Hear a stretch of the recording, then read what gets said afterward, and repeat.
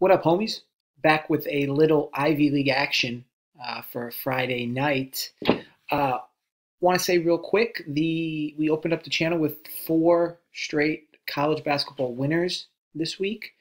Let's see, we had Colgate plus the 5.5, LaSalle -2 over St. Joe's, Valpo, Illinois State under 132, and K-State -2 versus Kansas. Definitely a good way to start, but again, for me, it's always back to the basics. Look for targetable spots. In no way, shape, or form am I going to expect to be 3-1, 4-0 when I do a series of these picks. But I want to be clear that losses will come. Obviously, wins will come. I would expect to, based on history, have all these picks be anywhere between 58 and 60%. Since we started doing up the channel for the last few months, we've been probably above that, actually. I haven't backlogged it again. I got better fucking things to do. But the picks that I've been given for the channel have been doing really well. My dad pops in that those picks have been doing really well. This game specifically is going to be targeting Yale, Princeton. So Yale opened at 6.5. Now I see it at 7. Total is 138.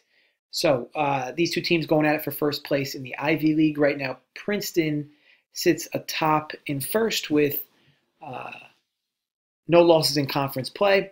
Kind of makes you wonder, at least at first glance, if you're somebody maybe who doesn't watch a lot of college basketball, why the line is so big. These two teams have very similar numbers. You would expect a game like this, numbers and record, you would expect a game like this for the line to fall maybe between 3 and 5. But why open 6.5?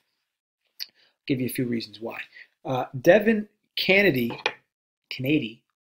however the hell that's pronounced, is Princeton's best player. He's been out, suspended indefinitely since he got into some issues off the court.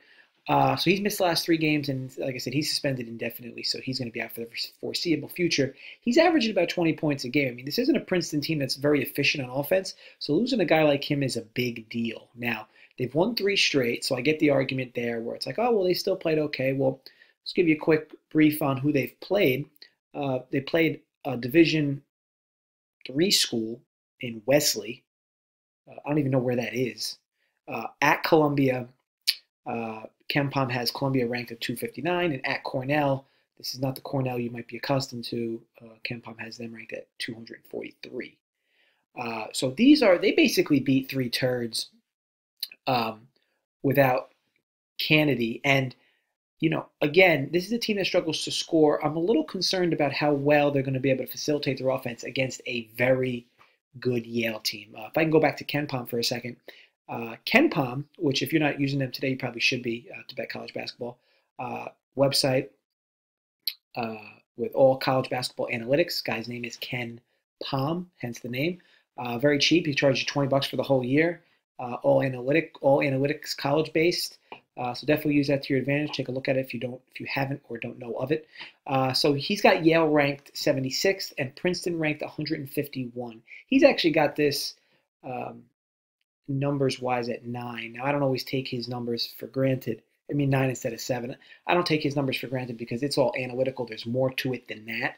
And again, Devin Kennedy to me is the biggest reason why this line's too soft. Now again, Princeton hasn't played anybody to date since he's left or since he's been out, and this is going to be quite the tough test. This just has all the inner workings around a can of whoop ass being put on Princeton from Yale here. So ultimately, Yale can score at will, and Yale plays really good defense, and I anticipate Princeton having a lot of trouble scoring here on the road. Yale's undefeated at home, by the way. There's only been one team that's kept within 8 points all year of them when they've played at home, and that was Miami. I know Miami's having a down year too, but look, still an ACC team playing an Ivy League team. Still an impressive win for Yale. So again, a lot of factors here lean me in that Yale direction. I'm going to lay the 7. Kind of wish I got 6.5. I saw this line a little late, but I would expect this to trend in that direction. If this line decides to go opposite, to me, I wouldn't understand it.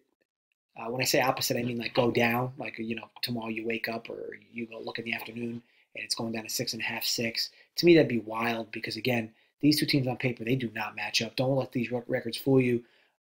Princeton without its best player, its best scorer. This is going to be Yale is going to be tough to keep up with. And again, with how good they play defensively, Princeton would have to shoot lights out, which they haven't really done, haven't been doing all year. This will be their first really tough test without their stud. So I really like the 7 here with Yale.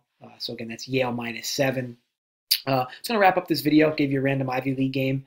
I say random, but it's really not. It was handpicked out of a bunch that I felt made the most sense for us. I do look at this as a double-digit potential victory for Yale. So I like the small number here at 7 in that regard. I've mentioned in the past I don't like to lay 7 or more in college basketball games. I just feel there's a lot of issues that could happen late. But again, I'm very comfortable on this number. If you enjoyed the video, please subscribe to the channel. Again, been giving you guys a bunch of winners, 4-0, last 4 that have come off this channel in college basketball. So please subscribe if you're not. And comment below. Definitely love to see the comments. Like the video if you found it informative. And again, thanks for viewing, guys.